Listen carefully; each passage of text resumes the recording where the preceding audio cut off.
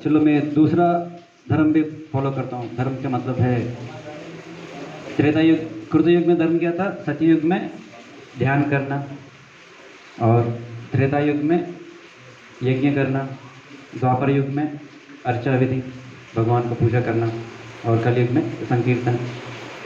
ये कुछ लोग रहेंगे नहीं, मैं दूसरा प्रोसेस भी फॉलो करता हूँ, हरिनाम संकीर्तन के ऊपर इतना ध्यान नहीं देता हूँ करके सोचने वाले भी रहेंगे। तो हमारा गुरुजी की इच्छा उदाहरण एक देते हैं।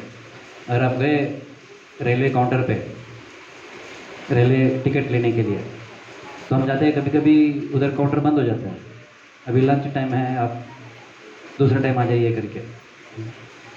तो कभी भी काउंटर पे लिखा रहता है ये परमानेंटली क्लोज्ड करके भी, और कई सारे लोग उसके सामने खड़े हैं, नहीं नहीं मुझे यही काउंटर से टिकट लेना है करके।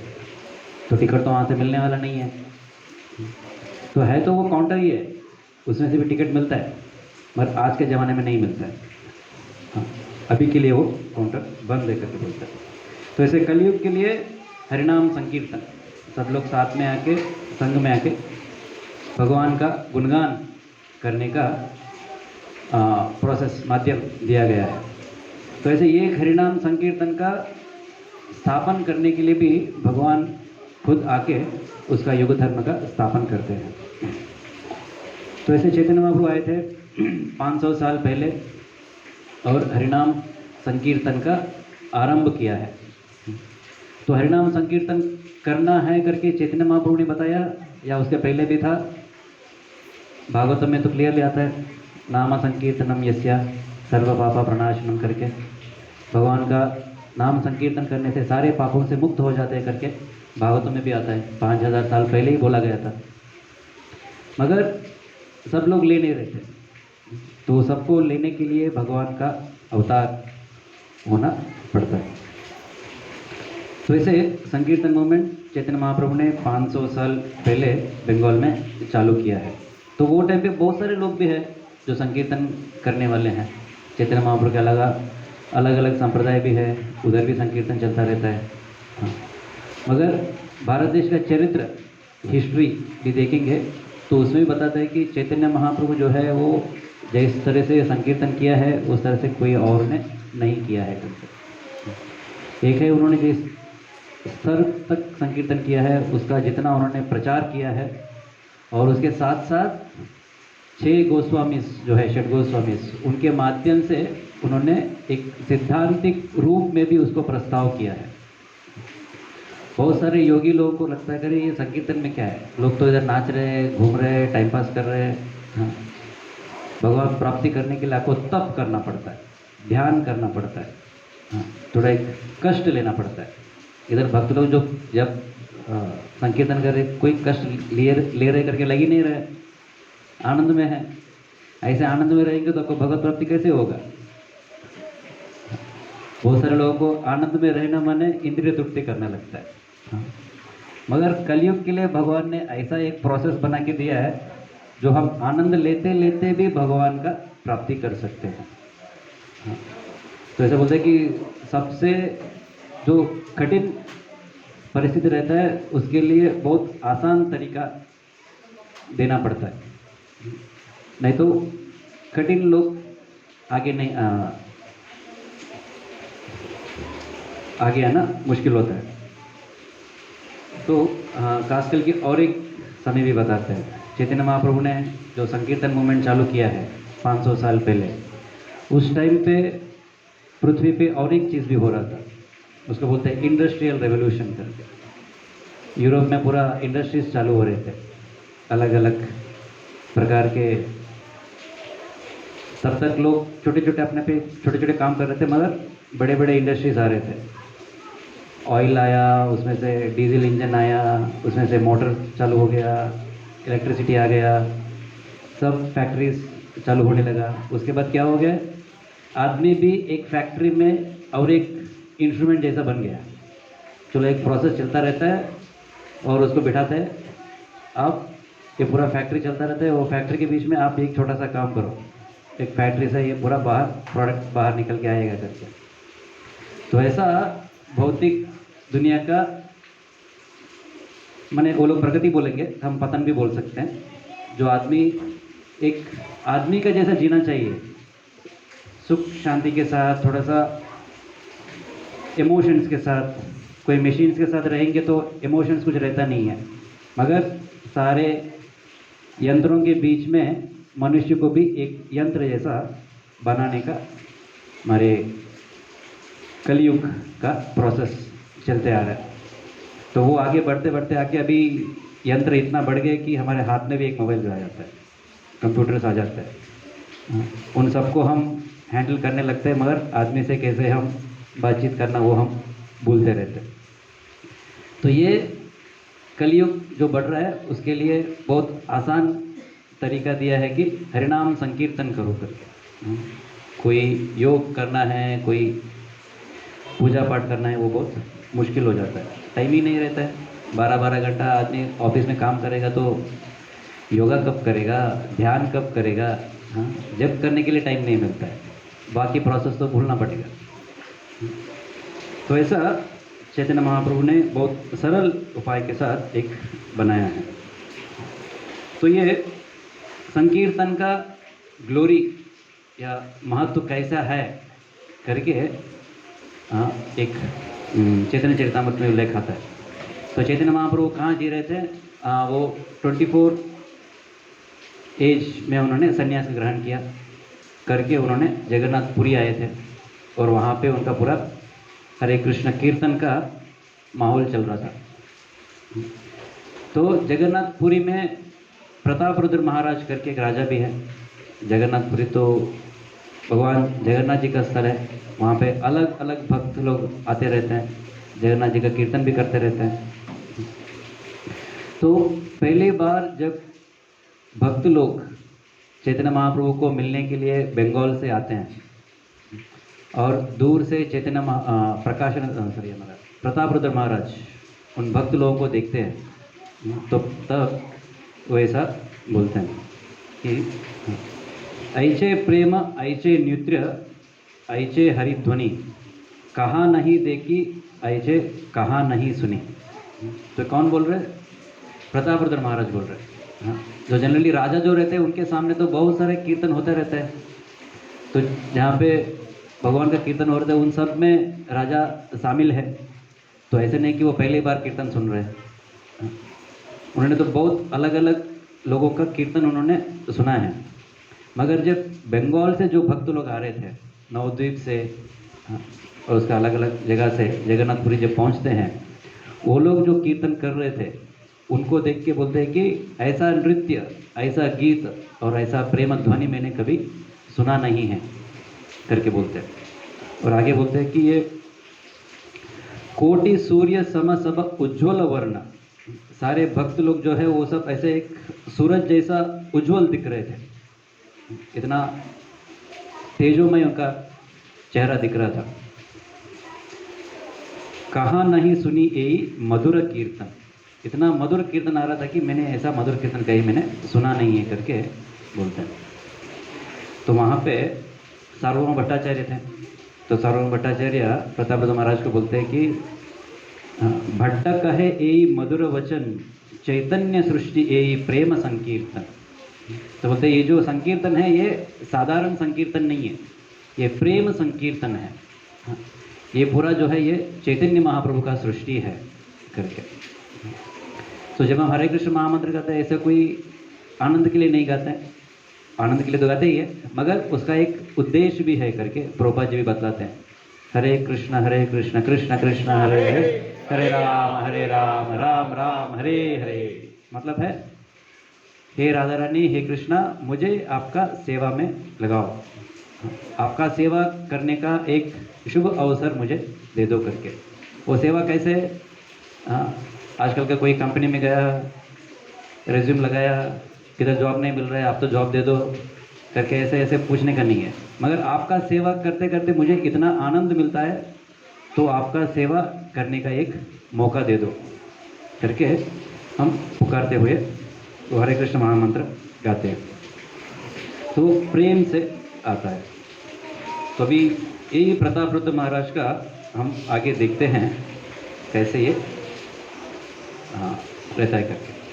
तो चैतन्य महाप्रभु ने पहले संन्यास लिया था, उसके बाद वो जगन्नाथपुरी आए थे। जगन्नाथपुरी आके उन्होंने पहले पहले किसको मिला है, जगन्नाथपुरी में सार्वभौम भट्टाचार्य से मिलते हैं। सार्वभौम भट्टाचार्य के साथ उनका मुलाकात होता है। सार्वभौम भट्टाचार्य के साथ 7 दिन का पूरा संवाद होता है। पूरा सार्वभौम भट्टाचार्य जो एकदम मायावादी थे, तो उनको एक वैष्णव जैसा चैतन्य महाप्रभु परिवर्तन करते हैं। तो उसके बाद थोड़ी ही दिन में चैतन्य महाप्रभु बोलते हैं मैं अभी दक्षिण भारत जा रहा हूँ, पूरा मेरा अपना भाई को ढूंढने के लिए। तो ये नहीं बोलते कि मैं दक्षिण भारत को उद्धार कर रहा हूँ करके, मैं मेरा भाई को ढूंढने के लिए जा रहा हूँ करके निकल पड़ते हैं। तो पूरा 2 साल भ्रमण कर करके वापस आते हैं जगन्नाथपुरी में। तो अभी इस दौरान बीच में प्रतापरुद्र महाराज को पता चल जाता है कि एक बड़ा साधु आया है, इतना अच्छा सुंदर कीर्तन कर रहा है, सब लोग इतना उनसे इतना प्रसन्न है करके, और आके सार्वभौम भट्टाचार्य से मिलते हैं उनके बारे में जानने के लिए। देन सार्वभौम भट्टाचार्य उनका पूरा बताते हैं कैसे कैसे उन्होंने उनका परिवर्तन किया है। सार्वभौम भट्टाचार्य को तो चैतन्य महाप्रभु ने षड्भुज गौरांग रूप भी दिखाया, 2 हाथ में धनुष बाण, 2 हाथ में मुरली और 2 हाथ में दंड और कमंडल ऐसा लेके। तो बोलते थे ये साक्षात भगवान कृष्ण हैं, तो ये युग में चैतन्य महाप्रभु के रूप में आए हैं करके।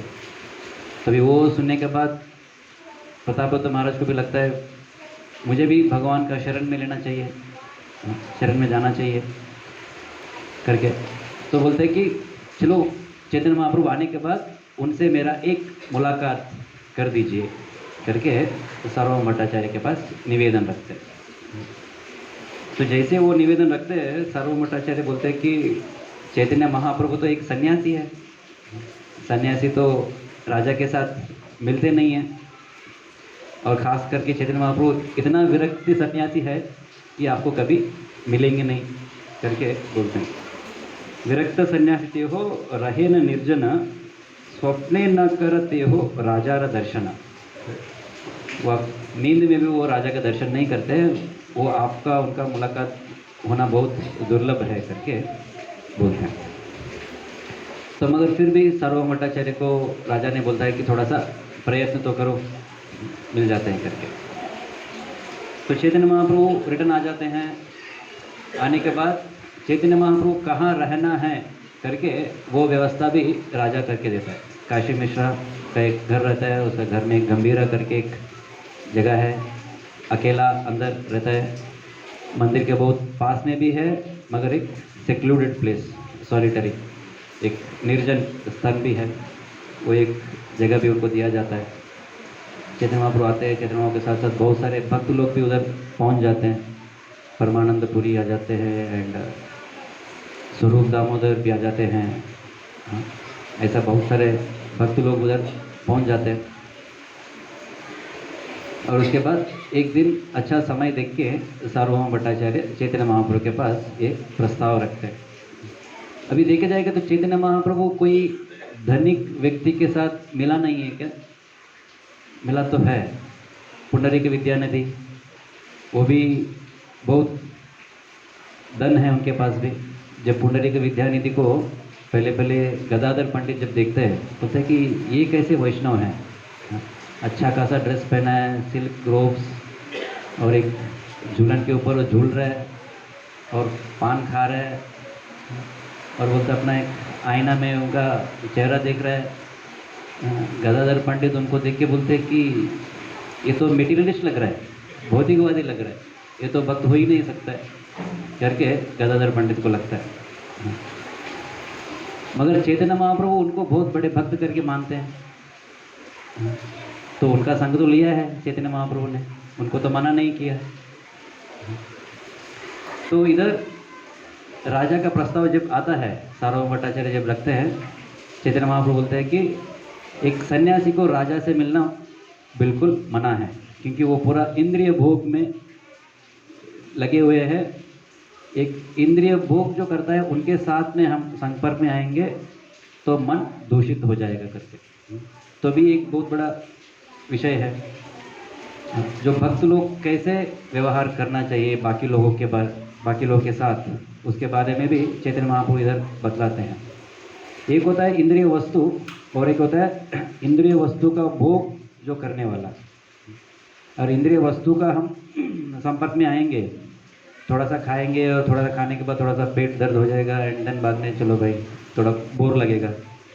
मगर जो आदमी इंद्रिय वस्तु का एंजॉय कर रहा है उनके संग में आएंगे तो बढ़ता है। तो जैसे कि मोस्ट ऑफ द एडिक्शंस, दारू नशा ऐसे सारे कब चालू होता है, तो दूसरा जो नशे में है उनके संग में जब आते हैं। अकेला कोई दारू बॉटल लेके वो चालू नहीं करता है, जब दूसरा पीने वाला उनको मिलता है तभी जाके वो नशा चालू होता है। तो ऐसा विषय से वो इंद्रिय भोग जो करने वाला आदमी है उनके संपर्क में आना बहुत प्रमाददायक है, प्रॉब्लमेटिक है।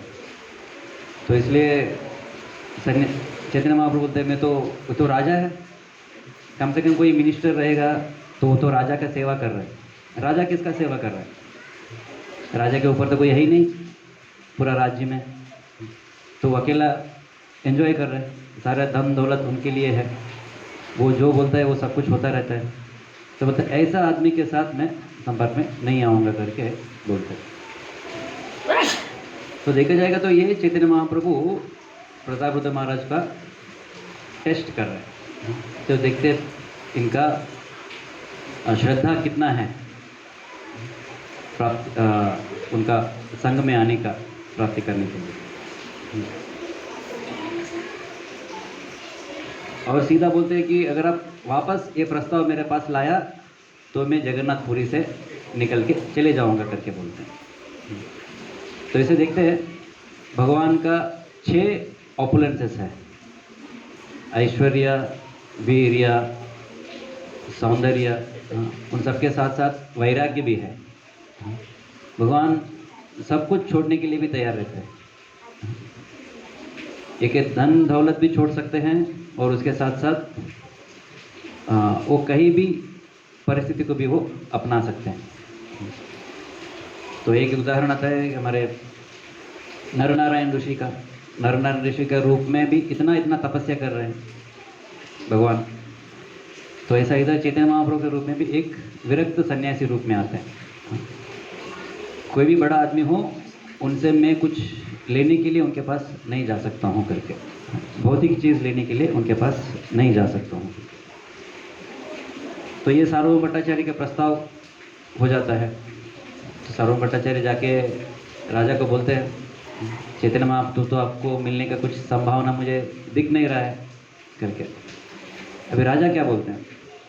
प्रतापरुद्र महाराज बोलते हैं कि अरे मैंने तो सुना है कि चैतन्य महाप्रभु ने अवतार लिया है कि पतितों का उद्धार करने के लिए। किसका किसका उद्धार किया है? जगाए मदाई का भी उद्धार कर दिया है।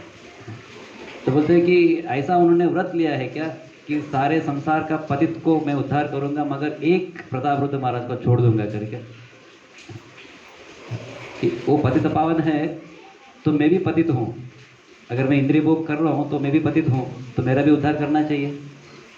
तो क्यों नहीं कर रहे, क्यों नहीं मुझे दे रहे करके बोलते हैं।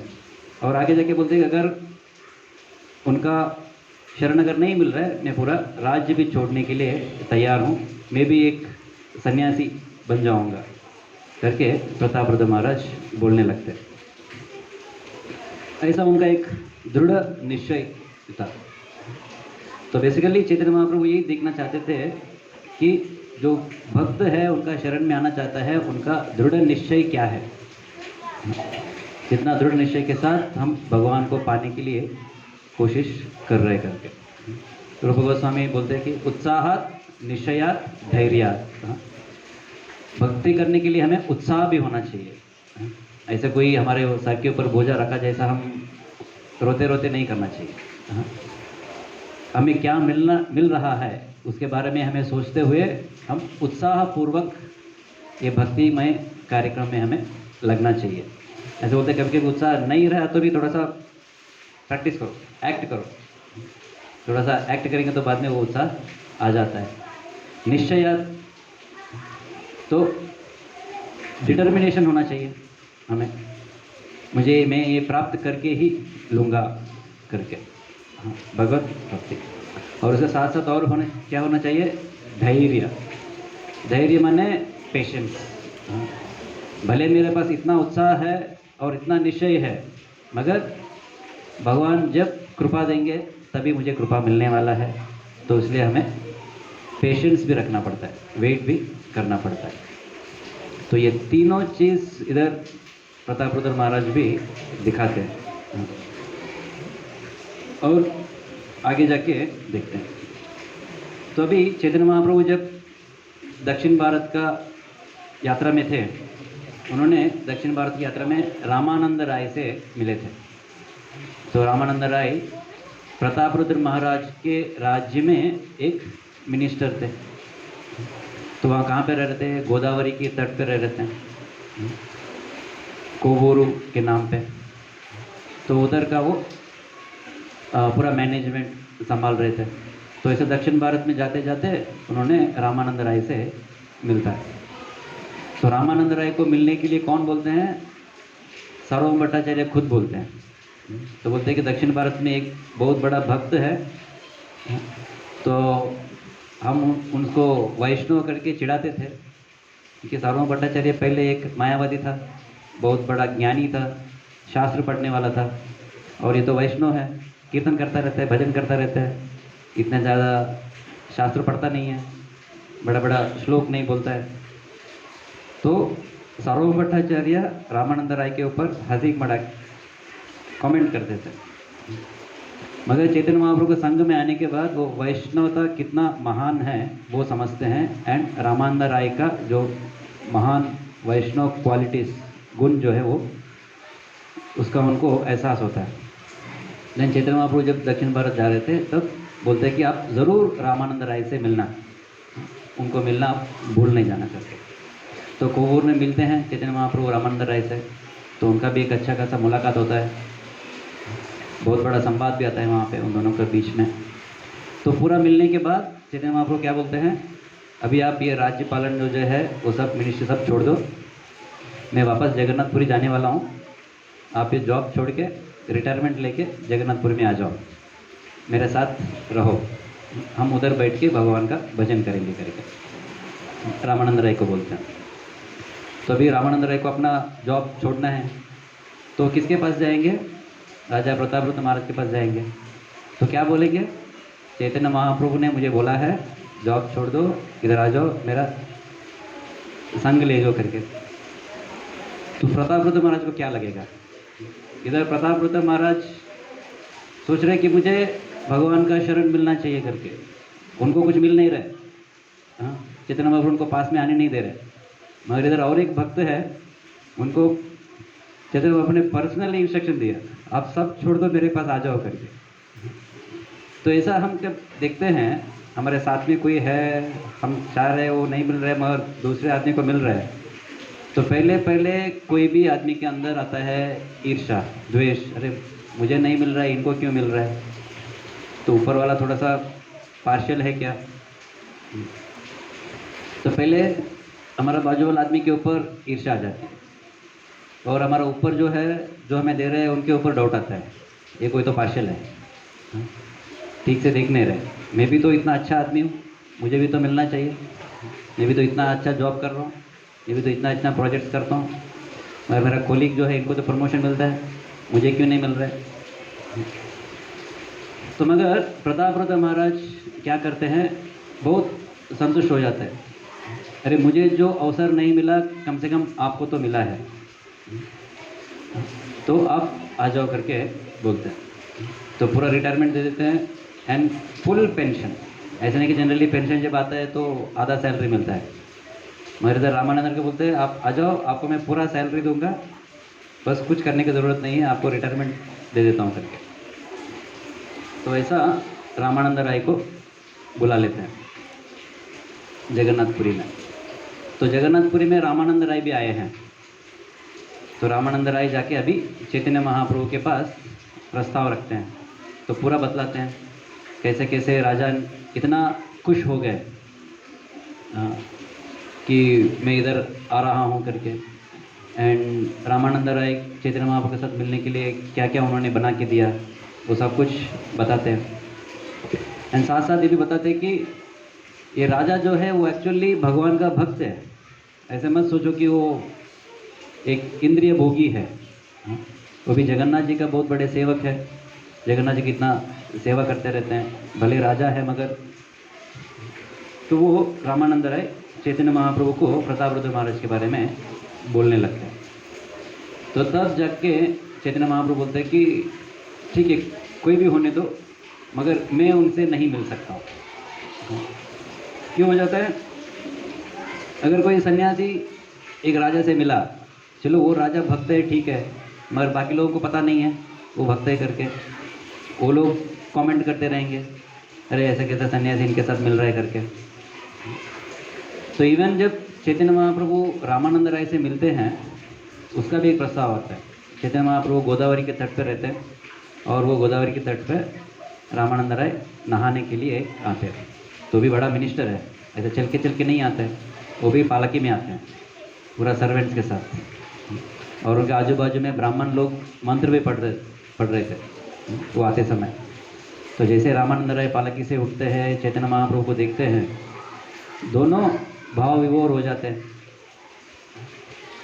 भले पहली बार देख रहे हैं मगर एक दूसरों को पहले से ही वो लोग जानते हैं, क्योंकि वो लोग भक्त हैं, भगवान का सेवा करने वाले।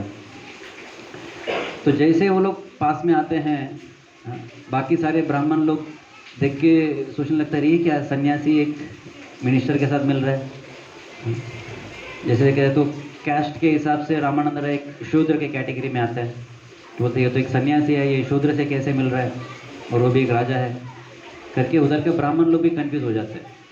एंड चैतन्य महाप्रभु क्या बोलते हैं, इधर बाकी सब लोग कंफ्यूज हो रहे हैं, उनको डाउट आ रहा है, हम यहाँ पे नहीं मिलते हैं, हम बाद में मिलते हैं करके बोलते हैं। तो चैतन्य महाप्रभु भी एक सामाजिक एटिकेट्स जो रहता है उसको अच्छा खासा फॉलो करते आ रहे थे, ताकि समाज में कुछ हलचल ना मचे। तो भक्ति के नाम पे हम कुछ भी कर दिया तो समाज में ज़्यादा प्रॉब्लम नहीं होना चाहिए करके चैतन्य महाप्रभु भी फॉलो कर रहे थे। तो ऐसा आके ये बोलते हैं कि भले ये बहुत बड़ा भक्त है मगर वो राजा है, मैं उनके साथ नहीं मिल सकता हूँ करके बोलता है। से बोलता है कि एक बड़ा वाइट कपड़ा है, उसके ऊपर से एक छोटा सा काला दाग भी रहेगा, वो दिखता है। अरे पूरा सफ़ेद है वो नहीं दिखता है, मगर छोटा सा कालापन जो है वो दिखने लगता है। ऐसे हमें बहुत सावधानी से रहना चाहिए करके चैतन्य महाप्रभु बोलते हैं। तो ये सब बोलते बोलते क्या कर रहे हैं, आजू बाजू जो सारे भक्त लोग हैं, उसके बाद में हम जो पढ़ने वाले हैं चैतन्य चरितामृत, हम सबको एक इंस्ट्रक्शन देते जा रहे हैं। भक्त होते हुए अब ऐसा एक मेटीरियलिस्टिक आदमी के साथ मिलते समय या मिलना पड़ा तो सावधानी से रहना है करके। तो उसके आगे जाने के पहले एक चीज़ है, एसोसिएशन कब होता है? जॉब जाने से एसोसिएशन नहीं होता है। एक ही कैबिन में बैठ के काम करने से वो एसोसिएशन नहीं होता है। मगर एसोसिएशन कैसे करना चाहिए करके रूप गोस्वामी बताते हैं। कैसे करते हैं? ददाति प्रतिगृह्णाति भूयमात्याति पृच्छति भुंक्ते भोजयते चैव। ददाति प्रतिगृह्णाति, आप किसी को गिफ्ट दे रहे हो, आप उनसे गिफ्ट ले रहे हो, किसी को आप खिला रहे हो और वो जो खा रहे हो, वो जो दे रहे हो उनके साथ आप खा रहे हो।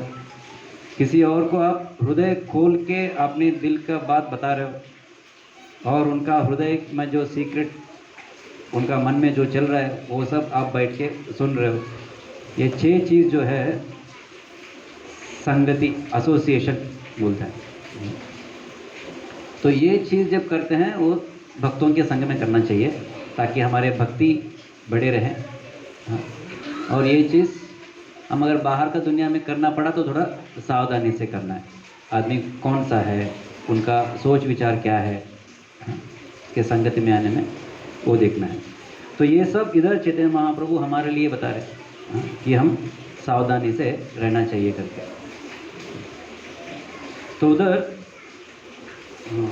मगर एक चीज़ बोलते हैं कि भले वो राजा कितना भी मेटीरियलिस्टिक हो या भक्त हो, मगर उन्होंने एक अच्छा चीज़ तो किया है, उन्होंने एक भक्त का सेवा किया है। तो जब भक्त का सेवा करते हैं तब भगवान जाके देखते हैं, हाँ ये इधर कोई तो है करके। तो सरस्वती ठाकुर भी बोलते हैं कि हम भगवान को देखने का प्रयास नहीं करना चाहिए, मगर ऐसा व्यवहार करना चाहिए कि भगवान आके हमें देखने के लिए उत्सुक हो जाए। हाँ, बहुत सारे लोग रहते हैं, मुझे अगर भगवान है तो दिखाओ करके। भगवान थोड़ी कोई साधारण आदमी है। तो प्रेसिडेंट प्राइम मिनिस्टर रहते हैं, उनको भी मिलना इतना आसान नहीं होता है। मगर भगवान से मिलना है तो जब भगवान चाहते हैं मैं आके इनको मिलता हूँ करके, तब वो होता है। तो ऐसा व्यवहार करना चाहिए कि जब भगवान खुद सोचे मैं जाके इनसे मिलता हूँ करके, तो वो क्या चीज़ है करके इधर भी आता है। तो भगवान शिव जी पार्वती से बोलते हैं, आराधनानां सर्वेषां विष्णुर आराधनम परम तस्मात् परतरम देवी तदीयानां समर्चनम करके। सारे आराधन से अलग अलग देवी देवताओं का आराधन का व्यवहार दिया हुआ है, उन सब में से विष्णु के आराधन करना श्रेष्ठ है करके। आराधनानां सर्वेषां विष्णुर आराधनम परम, सबसे श्रेष्ठ है करके। और उसके बाद और एक ऐड करते हैं, तस्मात् परतरम देवी, इससे भी अच्छा है। क्या है? तदीयानम, जो विष्णु के संपर्क में जो लोग हैं उनका सेवा करना। जब वो सेवा करते हैं, जब विष्णु खुद देखते हो ये मेरा भक्तों का ख्याल रख रहा है, ये मैं भक्तों का सेवा करने के उत्सुक है करके। ऐसे इंग्लिश में एक सेइंग आता है, लव माई डॉग करके। अगर आप मेरे से प्यार कर रहे हो तो मेरा कुत्ता से भी प्यार करो करके। कोई साधारण है, माता पिता है और आप जाके उनके साथ बात कर रहे हो मगर उनका बेटे के ध्यान नहीं दे रहे हो, तो उनको भी लगेगा अरे मेरे से बात कर रहे मगर मेरे बेटे को देख ही नहीं रहे। तो जो हमें बहुत, जिसके ऊपर हमारा प्यार रहता है और उसके ऊपर अगर किसी और ने प्यार दिखाया तो हमें अच्छा लगता है। तो भगवान का भी ऐसे ही, भगवान का भक्त भगवान को बहुत प्रिय है, तो जो भी भगवान का भक्तों का सेवा करता है वो भगवान के लिए प्रिय हो जाते हैं। तो ये बात बोल के चैतन्य महाप्रभु बोलते हैं कि ये राजा जो है एक भक्त का सेवा कर रहा है, तो कृष्ण का कृपा उनके ऊपर ज़रूर आएगी करके। तो कृष्ण का कृपा आएगा, मगर आपका कृपा कब आएगी? तो बोलते नहीं, मैं तो कृपा नहीं दूंगा, मैं तो सन्यासी हूँ, मैं दूर रहूँगा। हाँ? उनके ऊपर कृष्ण का कृपा आएगी। तो ऐसे बोल के आगे चले जाते हैं। तो जब सार्वभौम भट्टाचार्य के मिल के हमारे रामानंद राय प्रताप रुद्र महाराज बहुत दुखी हो रहे हैं, वो समय पे ये प्रस्ताव लेके आते हैं कि आपका जो रामानंद राय के प्रति जो सेवा है वो देख के चैतन्य महाप्रभु का दिल जो है वो पिघल चुका है। तो बहुत ओनली समय दूरी पे है, वो आगे जाके आपको उनका कृपा मिलेगी करके बोलते हैं। तो चैतन्य महाप्रभु तो वो टाइम पे जगन्नाथ रथ यात्रा आने वाला था। जगन्नाथ रथ यात्रा के लिए बंगाल से सारे भक्त लोग आते हैं।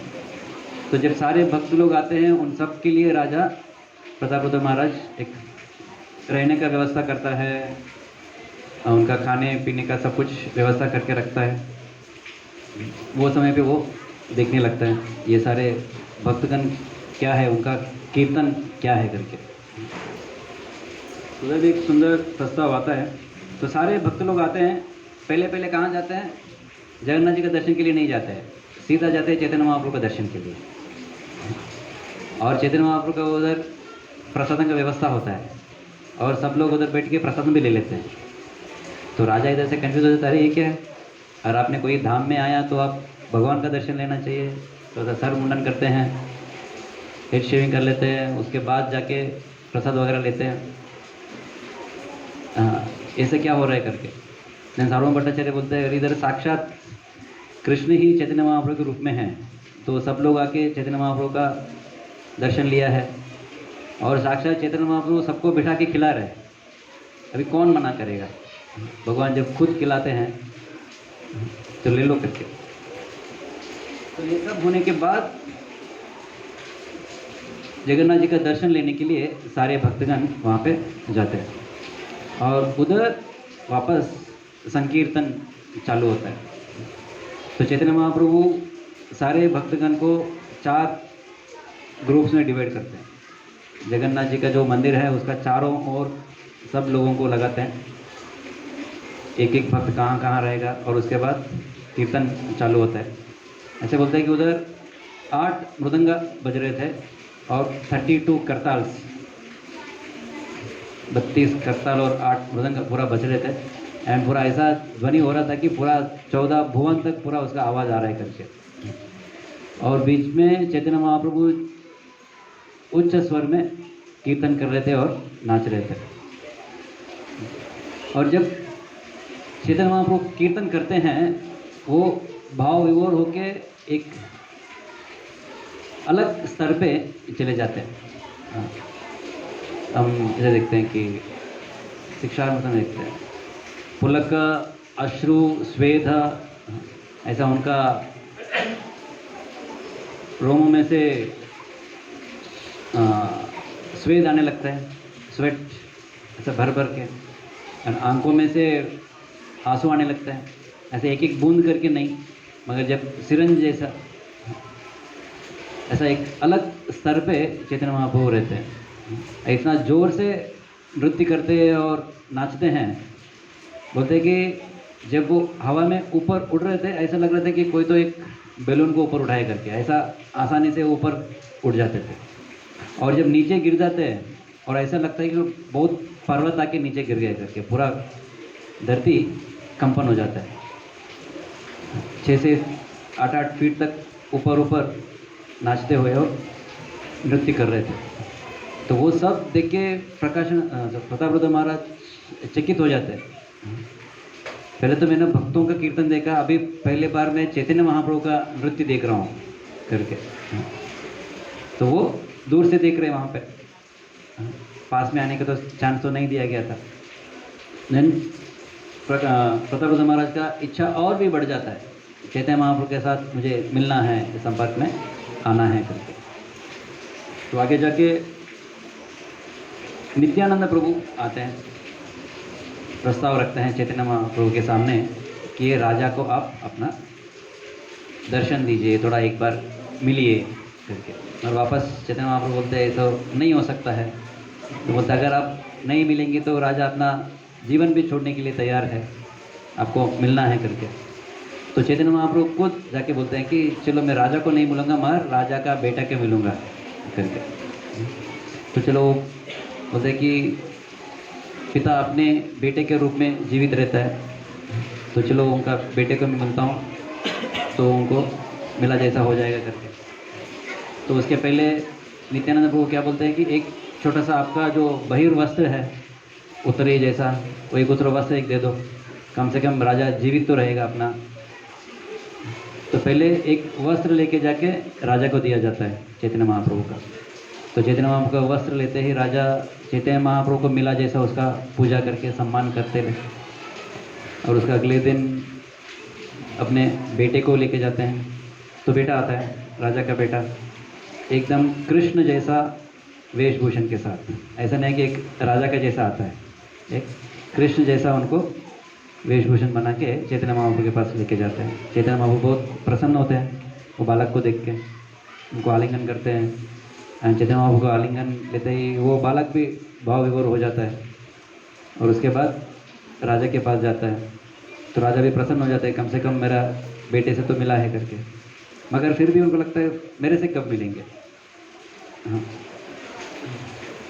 तो वो चलते आ रहे हैं। तो इसी तरह अभी ये तो अभी सार्वभौम भट्टाचार्य एक उपाय देते हैं। तो आदमी जब सबसे आनंद व्यवस्था में जब खुशी जब रहता है वो समय पे जाके जब हम उनके सामने कुछ प्रस्ताव रख सकते हैं, वो कोई वरदान देने के लिए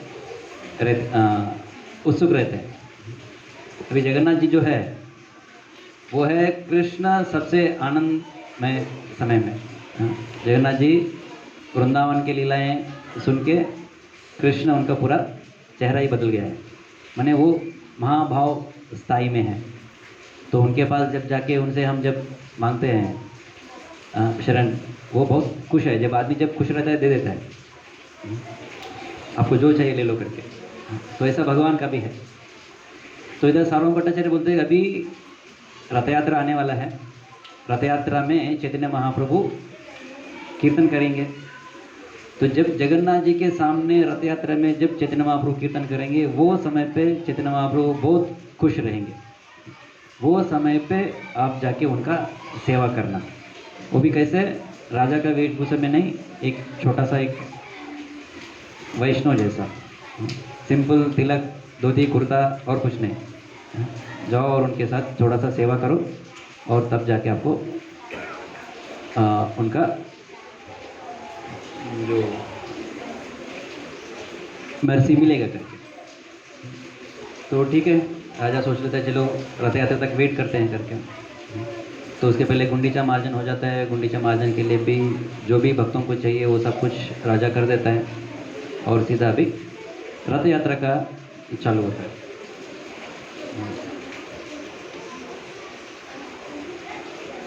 तो भी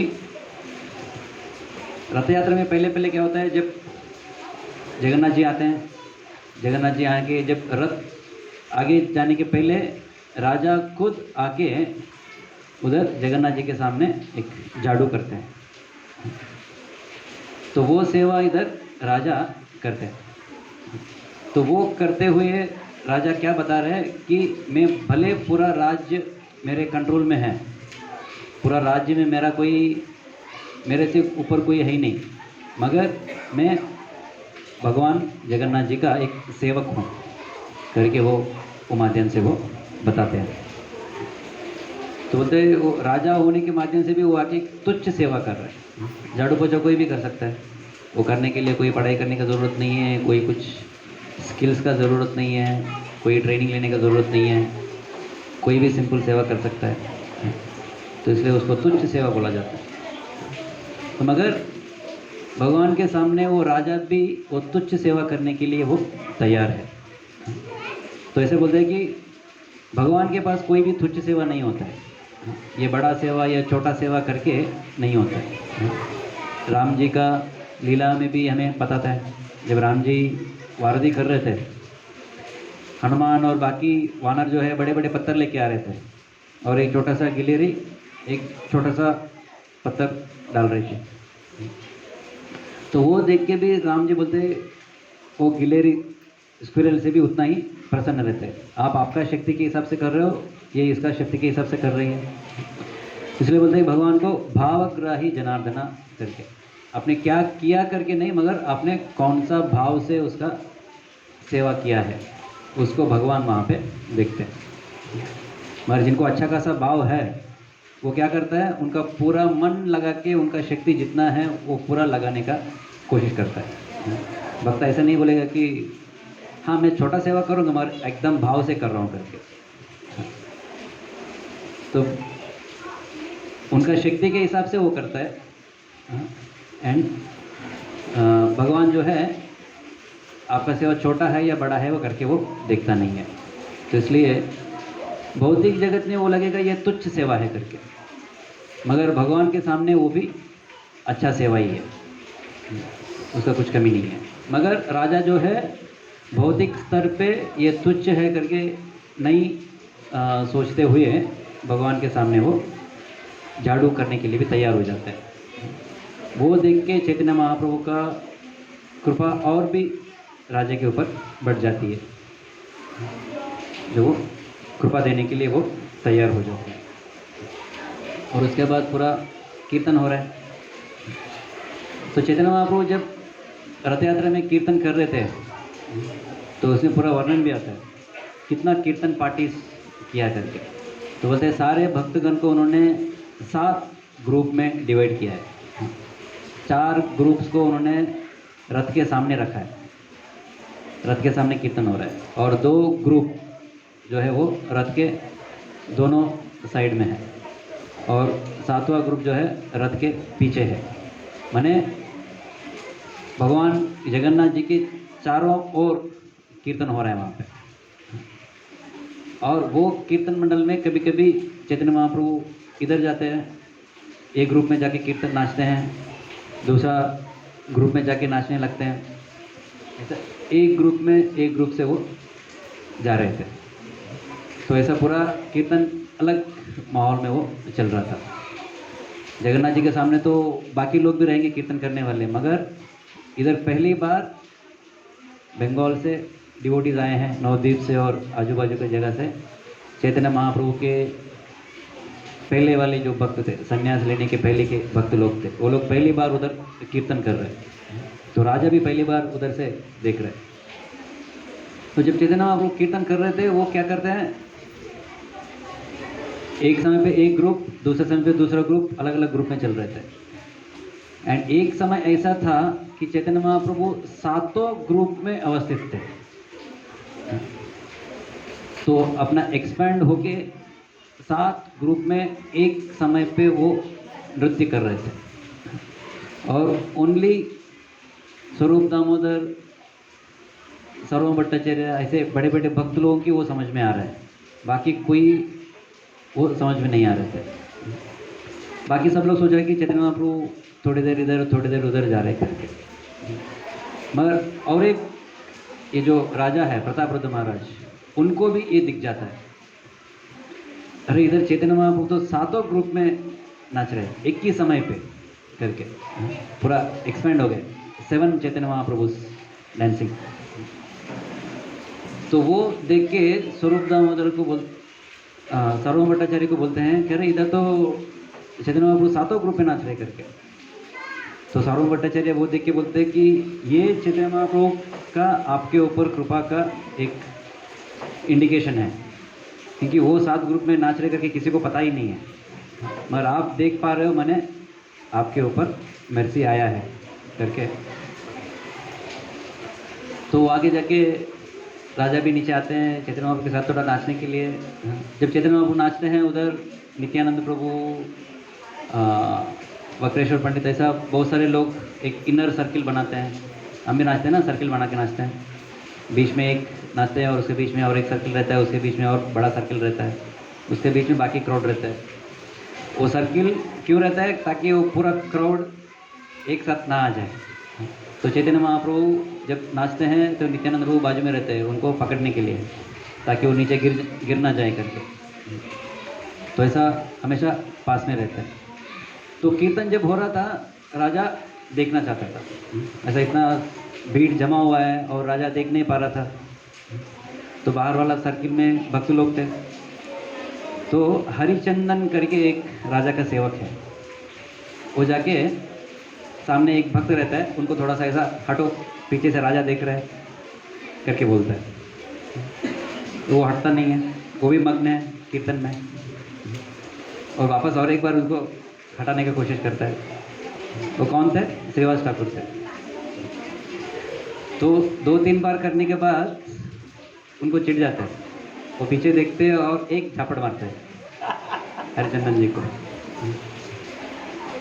अभी ये तो राजा का सेवक है, बड़ा आदमी भी है, हरिचंदन ऐसा छोटा आदमी नहीं है, और राजा को देखना चाहिए करके वो उनको हटाने की कोशिश कर रहे हैं, मगर ऐसा झापड़ लग जाती है। क्योंकि इधर भगवान का जो कीर्तन है वो इम्पोर्टेंट है, बाकी सब लोग पीछे रह सकते हैं, भगवान का कीर्तन अच्छे से होना चाहिए करके। तो राजा का व्यवहार क्या होता है, राजा बोलता है कि भाग्यवान तुम्ही हस्त स्पर्श होइला करके, तुम बहुत भाग्यवान हो, एक भक्त का हस्त का स्पर्श हुआ आपको करके। मुझे इतना भाग्य नहीं मिल रहा है कि जो श्रीवास ठाकुर है वो भगवान का बहुत निकट भक्त है। चैतन्य महाप्रभु का दूर दूर का बात है, इधर भक्तों से भी शायद उनका भी थोड़ा कुछ कृपा मिल गया, अच्छा है करके। तो वो भी एक आता है। तो उसके बाद और आगे कीर्तन जोर जोर से होने लगता है। कीर्तन में नित्यानंद प्रभु भी मग्न हो जाते हैं। तो चैतन्य महाप्रभु डांस कर रहे, ऊपर नीचे गिर रहे, मगर हाँ, नित्यानंद प्रभु भी थोड़ा सा मग्न हो गए और चैतन्य महाप्रभु किधर गिर रहे करके देखा नहीं। और कीर्तन में एक बार चैतन्य महाप्रभु घूम घूम घूम घूम के नीचे गिरते हैं और सीधा राजा प्रताप रुद्र के सामने, और प्रताप रुद्र अरे चैतन्य महाप्रभु को उठाते हैं गिर गए करके। तो जैसे चैतन्य महाप्रभु वापस होश में आ जाते हैं, जब वो गिरते थे होश में नहीं रहते, मगर जैसे होश में आ जाते हैं और देखते हैं कि राजा ने उनको उठाया, तो बोलते हैं छी छी करके दूर चले जाते हैं। अरे मेरा अभी एक विषयी का स्पर्श हुआ, मेरा एक इंद्रिय भोग करने वाला आदमी है, उन्होंने मुझे स्पर्श किया, ये मेरे लिए बहुत अच्छा नहीं है करके चैतन्य महाप्रभु दूर चले जाते हैं। तो अभी ये ऐसा कीर्तन में माहौल उधर हो रहा था। तो राजा भी सोचते अभी क्या करना है, मैं इतना पास में आया, इतना चैतन्य महाप्रभु को टच करने का मौका भी मिला, उनका इतना मैंने सेवा भी किया, मगर चैतन्य महाप्रभु मुझे पास में नहीं आने दे रहे, एक विषय ही करके दूर रख रहे करके वो पीछे चले जाता है। और रथ यात्रा हो रहा है एंड एक जगह पे रथ या थोड़ी देर के बाद चैतन्य महाप्रभु थोड़ा रेस्ट लेने के लिए जाते हैं। एक कौन सा गार्डन है, जगन्नाथ वल्लभ गार्डन, जगन्नाथ वल्लभ गार्डन में चैतन्य महाप्रभु उधर रेस्ट लेने के लिए जाते हैं थोड़े समय के लिए। तो ये वही प्लान था जो सार्वभौम भट्टाचार्य ने महाराज प्रताप रुद्र को पहली बार बोला था। तो आप जब चैतन्य महाप्रभु रेस्ट लेने के लिए जाते हैं, वो समय पे आप एक वैष्णव का वेशभूषण धारण करके चैतन्य महाप्रभु का मसाज करने के लिए जाओ, अंदर जाओ करके।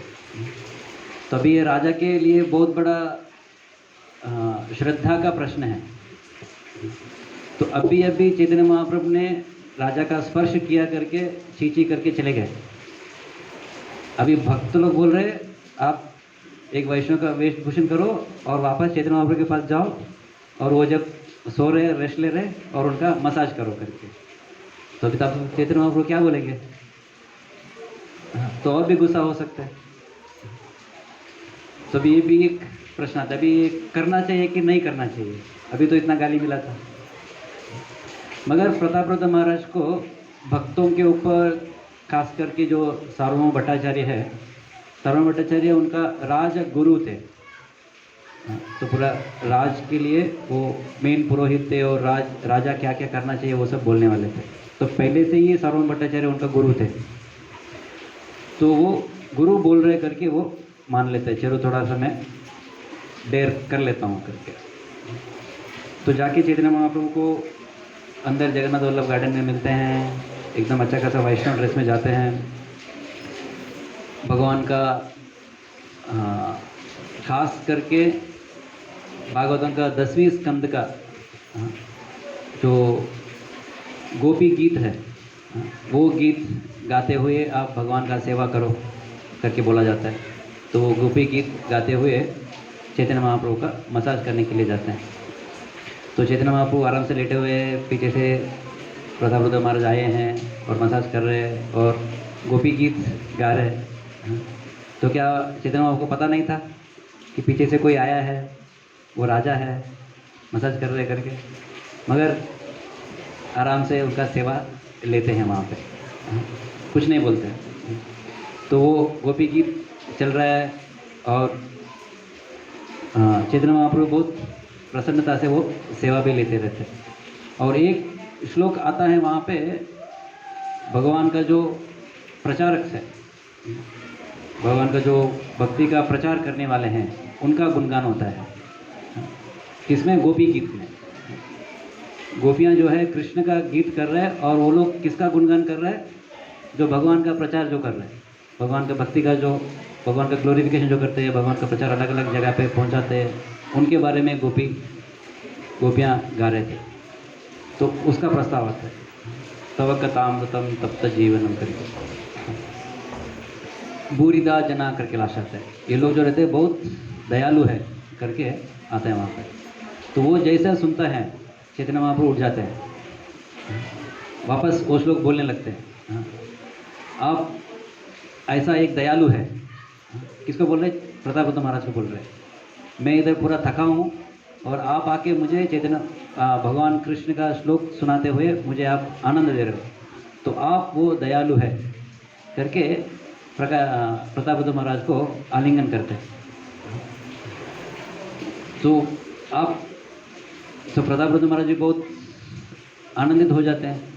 इतने समय से चैतन्य महाप्रभु का कृपा प्राप्ति करने का वो इच्छा रखे हैं, दृढ़ संकल्प से रहे हैं।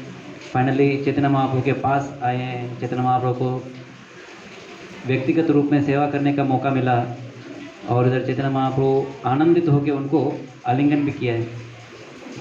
तब इसके बाद चैतन्य महाप्रभु एक प्रश्न पूछते हैं, अरे आखिर आप है कौन? मेरे भक्तगण में से आप तो नहीं हो, मेरे वो अनुयायी है बंगाल से है उसमें से नहीं है, अचानक से आए हैं आप किधर से तो, और आप इतना मुझे आनंद दे रहे हैं, आप कौन है करके चैतन्य महाप्रभु उनको पूछते हैं। अभी एक बहुत बड़ा प्रश्न आता है, ये क्या समाधान देते हैं करके। वो बोल सकते हैं अरे मैं वही राजा हूँ जिसको आप शरण देने के लिए शर्मा रहे थे, मगर अभी आपने मुझे दे दिया देखो करके ऐसे नहीं बोलते हैं, क्योंकि मैंने बहुत कुछ हासिल किया करके। तो प्रतापरुद्र महाराज क्या बोलते हैं वो समय पे कि मैं आपका सेवकों का सेवक हूँ और उनका सेवा करते रहना मेरा एक इच्छा है करके बोलते हैं। हाँ, तो वो समय पे प्रतापरुद्र महाराज वो एक राजा के रूप में उधर नहीं बैठे थे, वो एक भक्तों का सेवक है करके वही स्तर पे वो उधर रहे थे। तो ये किसको बोल रहे हैं? चैतन्य महाप्रभु को बोल रहे हैं, जो साक्षात भगवान कृष्ण हैं, जो हृदय में बसे हुए परमात्मा है। उनके साथ आप झूठ नहीं बोल सकते हैं कि इनको अच्छा लगना चाहिए करके मैं बोल देता हूँ। कभी कभी हम सुनते हैं क्या करना चाहिए करके क्लासेस में, और उसके बाद भले अंदर में वो भावना नहीं रहे मगर हम आगे जाके बोल देते हैं, प्रभु मैं तो पतित हूँ, मैं तो आपका सेवा करना चाहता हूँ, ऐसा अलग अलग बोलने के लिए भी हो जाता है। मगर भगवान के सामने बोलना बहुत मुश्किल होता है, जब तक अंदर से वो भावना नहीं है हम बोल नहीं पाते, और भगवान आराम से पकड़ लेते हैं। तो इधर चैतन्य महाप्रभु के सामने जब प्रतापरुद्र महाराज बोल रहे थे मैं आपका सेवकों का सेवक हूँ करके, वो उनका दिल का सच्ची फीलिंग्स था, एक्चुअल फीलिंग्स उनका हृदय का। तो वो सुन के चैतन्य महाप्रभु बहुत प्रसन्न हो जाते हैं। तो ऐसा चैतन्य महाप्रभु प्रतापरुद्र महाराज को उधर अपना शरण देते हैं, अपना मर्सी देते हैं। और ये सब लोग कौन देख रहे हैं? आजू बाजू छुपे हुए सारे भक्तगण। राजा को तो भेजा है, क्या होगा वो भी देखना चाहिए। सर्वम भट्टाचार्य, स्वरूप दामोदर, नित्यानंद प्रभु सब लोग उधर बैठ के देख रहे थे। और वो लोग भी जब देखते हैं कि राजा को ये कृपा मिला है, वो लोग भी बहुत प्रसन्न हो जाते हैं। हाँ।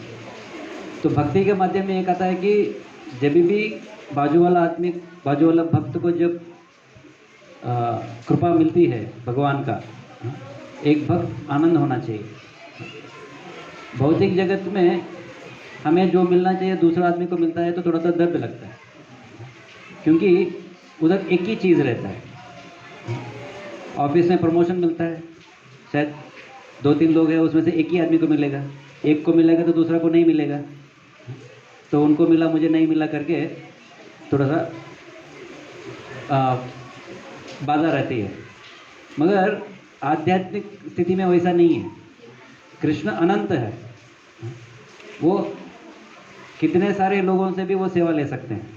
ऐसे नहीं कि एक भक्त को थोड़ा सा कृपा दे दिया तो उनका गोडाउन का थोड़ा सा वेल्थ कम हो गया, अभी मुझे नहीं दे पाएंगे करके ऐसा नहीं होता है। तो इसलिए जब भगवान का कृपा दूसरे के ऊपर मिल रहा है तो वो देख के हमें क्या पता चलता है, चलो अभी भगवान कृपा देने का लिए सिद्ध है, तो अभी उनको दिया तो कल जाके मुझे भी दे सकते हैं। तो ऐसे भी हम होपफुल रह सकते हैं, आशा के साथ हम रह सकते हैं। जब तो इसलिए जब भक्त दूसरा भक्त को जब भक्ति में प्रगति करते हुए देखते हैं बहुत आनंद लेते हैं। वो जब हम आनंद लेते हैं, जब भगवान हमारी तरफ देखते हैं, ओह ये भक्त दूसरे भक्तों का प्रगति में आनंद ले रहा है, तो इनको भी मैं कृपा देता हूँ करके। तो ऐसा होता है भगवान और भक्तों का बीच में आदान प्रदान। तो एक चैतन्य महाप्रभु आए हैं संकीर्तन यज्ञ चालू करने के लिए। संकीर्तन यज्ञ चालू करने के लिए क्या लगता है? मृदंग, करताल, कीर्तन करो, अलग अलग ट्यून्स, वो सब एक्सटर्नल है, बाहरी रूप से हम देखने के लिए। मगर ये सब करते करते भक्तों में कैसे परिवर्तन आना चाहिए, हृदय का परिवर्तन क्या होना चाहिए, उसके बारे में भी चैतन्य महाप्रभु अपना जीवन से और अपने भक्तों का जो आदान प्रदान है उसके बारे में से आचार व्यवहार के साथ भी वो बतलाते हैं। तो कोई भी युगत धर्म रहता है, वो करके हम क्या करते हैं? भगवत धाम पहुँचते हैं। तो पहले सत्ययुग में ध्यान करके भगवत धाम पहुँचते थे, त्रेता युग में यज्ञ करके भगवत धाम पहुँचते थे, द्वापर युग में अलग अलग है। तो वो करते करते हमें क्या होता है, हमारे पूरा जो भौतिक वासनाएं हैं वो कम होने चाहिए, जो हमारा कर्म का प्रभाव जो है वो कम होने चाहिए। तो वैसे ही जब हम हरे कृष्ण संकीर्तन भी करते हैं, उसमें भी हमारे भौतिक वासनाएं कम होती है, अलग अलग प्रकार की बाधाएं रहती है, वो सब भी कम होती रहती है। मगर वो कब होगा? जब हम सही तरीके से हम भगवान का शरण लेंगे और ये संकीर्तन का जो है उसको हम साधन करेंगे।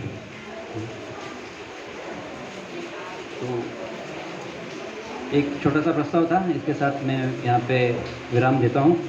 बेसिकली हमने एक प्रतापरुद्र महाराज का चैतन्य महाप्रभु ने जैसा शरण दिया है उसके बारे में हमने देखा है। प्रतापरुद्र महाराज पहले उनको नकारा भी गया, मगर वो अपना आशा छोड़ा नहीं है, भक्तों का संग छोड़ा नहीं है, फिर भी अपना प्रयत्न जारी रखा और उसके साथ साथ वो बाकी भक्तों का भी वो सेवा करते रहा। उसके साथ में वो चैतन्य महाप्रभु का कृपा का पात्र बन गए। तो मैं यहाँ पे विराम देता हूँ। किसी का कुछ प्रश्न है तो लेंगे, या नहीं तो आगे कार्यक्रम में जाएंगे।